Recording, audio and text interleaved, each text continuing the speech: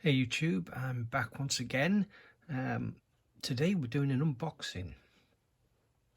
So I've mentioned recently I had a little bit of vouchers for CEX. I went into town on Monday, but decided not to spend them. There was one or two things, well, I mean there's more than one or two things on the website that I wanted, but there was one thing specifically that I wanted to buy, and it's kind of recently come down in price, only a bit. It's still not as cheap as it was before it went out of print or went out of stock at Zavvi. This is a Zavvi exclusive, but at the same time I was a little bit nervous about buying it off the website. Something like this I prefer to see in person before I buy, but at the same time I don't know what the chances are of one of these hitting a local store. And they only had 2 in stock through their entire network of shops, and they were both way down south. So in the end I thought, well, they do guarantee sort of, if you're not happy for any reason, you can just return it. Now usually returning something incurs a fee. You know, you've got to pay to send it back, but CEX have a policy where you can actually just return it to your local store if you want. So I thought there's little risk that if this turns out to be broken or incomplete or whatever, damaged, I could just take it back to the shop. So in the end I thought I'm going to take a risk. I'm not entirely sure how I feel about this packaging. That's another problem with CEX. Normally they just shove things in bubble wrap and plastic, black plastic, or if it's small enough, stick it in a jiffy envelope. This they haven't. Stuck it in a card mailer, and there's absolutely no protection. And this is thin card as well. It's not the thicker mailers that you see sometimes that Amazon use. So without further ado, I'm just going to tear this open, and we're all going to find out together. At least it is what I think it is. Another thing I noticed, it was making noises, but I've got a feeling it might just be that slip inside that was. I wasn't sure where the discs were loose. So what we've got is silent running. This is the Eureka Zavvi exclusive VHS collector's box. And to start off with, although it looks tatty, that's actually the print. It's not that worn, it's just made to look like it's old. But yeah, so far, I mean, you've got a little bit of fraying on the edge there, but I can live with that. So yeah, there is still that noise. That's probably the art cards inside, which is also a good sign, because sometimes you see these in stores, not this particular one, but the other VHS ones that I've seen, and they're missing either the cards or the poster. So the usual fare, it's a mock VHS, slightly oversized, but if they did it the actual size of a VHS tape, then the Blu-ray discs wouldn't physically fit inside. So I understand why they do that. It just looks odd. So we've got both the cards. That's great. We've also got the poster. Now that's interesting. Every other one of these I've had, and they've all been, to be fair, all but one have been the HMV ones. They've all had 2 discs, a DVD and a Blu-ray, and even the Eureka edition of Fright Night I've got has the DVD and the Blu-ray. That said, the standard release of Fright Night came with the Blu-ray, DVD and Blu-ray. I had the steelbook of this a long time ago, the steelbook version of Silent Running. That might have just had the DVD without the Blu-ray. But obviously, looking at that, there isn't facilities for anything other than a single disc. And maybe that's just my ignorance, not realising. It honestly, it doesn't matter. All I'm bothered about, it's in good condition, and it's complete, and it looks to be both of those. So the risk this time paid off. It doesn't always. So you've got a little poster there, which is nice. A bit smaller than normal, I think. Maybe I'm judging it by Arrow's posters. They're normally a little bit bigger, but maybe these VHS ones are that size. Just for a moment, I'm going to pause and I'm going to look something up.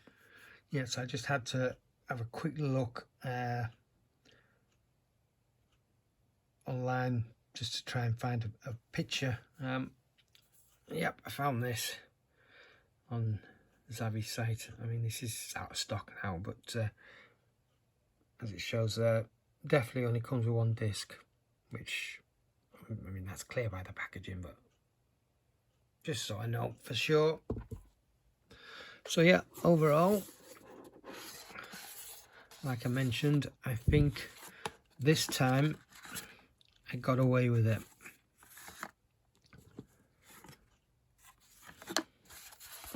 Right, that said, when I was in CEX, when was it? Must have been last week sometime. I took some stuff in to trade, and the guy behind the counter, I've never seen anybody in CEX scrutinise items I've taken in so much, checking the disc inside, checking the label, checking the computer, then going back to the cover and then trying to find something on, because the disc art was different to the art on the cover. He kept saying to me, is this disc the remake? I'm thinking, has this film had a remake? I don't think it has a remake. I said, well, the font of the title on the cover of the Blu-ray and on the disc was exactly the same. And generally, I don't know if it's generally or not, but you would think if there was a remake of, say, something like The Nightmare on Elm Street, they're not going to use exactly the same font in the writing on the title on the new version and the old version.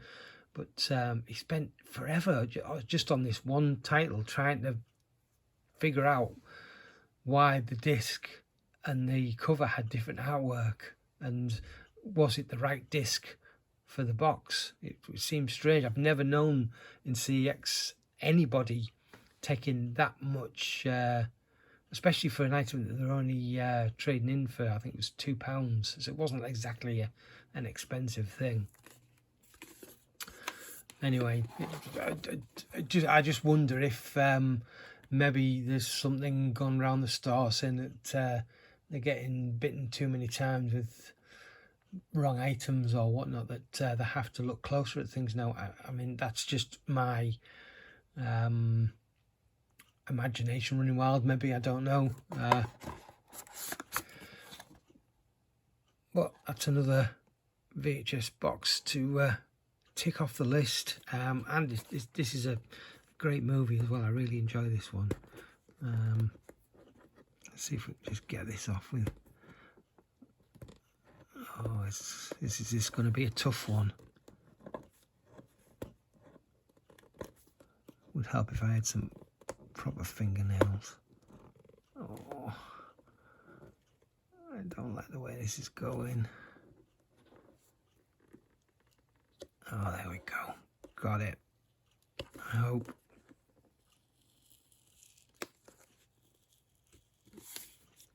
This is leaving a little bit of residue on there. We'll just have to give it a clean afterwards, I think. We're going to get it all off in one go. There we are. Right, at that, I am going to finish up here. I've got some pickups to film that I grabbed earlier in the week, although I will be putting that video up before I put this one up. I was going to start filming. I'm not just going to tilt the camera too much, but there's a bunch of stuff there. I was about to start filming that when I heard this come through the letterbox, so I had to abandon that video because I couldn't wait to open this. I wanted to open this. So yeah, I'm going to finish now because I'm wittering on once again. So I'm just going to say thank you very much for watching. There are more videos coming. We've got a bank holiday weekend coming up. The weather's not looking great at the moment, but hopefully I'm going to get to at least one, maybe a couple of car boot sales at the weekend. It's Thursday today and I'm off now till Wednesday. I go back on Wednesday, so I've got almost a full week off, so I've got to find something open car boot sale wise. There's one that I used to go to that's an indoor one on a Friday evening, so I'm going to have a look and see if that's open. Maybe have a ride over, because it's a fair distance, so it's not one that I can just rock up at and hope that it's open. I'll have to do a few inquiries first, but hopefully the big one at Stokesley will be open on Monday. I haven't as yet been able to find any information online to say whether it will be open, because it's only one that's done 4 times a year on bank holiday, on Easter bank holiday, the 2 May bank holidays and August bank holiday. That's the only time it's on, and obviously the other 3 were during lockdown, so it never happened. So hopefully this one will be on. The local one at the airport still hasn't reopened. So yeah, other than that, there'll be the usual, hopefully some charity shops. I'll have a wander around. There is a couple of things in this pile for me to trade in, but not a great amount of value. I've still got, I think, just over £3 left from me vouchers that I used to buy this, so I'll have a few pounds in vouchers, but I don't know if I'll be getting anything from CEX, or maybe just keep them aside for the next item on my wish list. Right, I say again, thanks very much for watching, and I'll catch you next time. Ta-ra.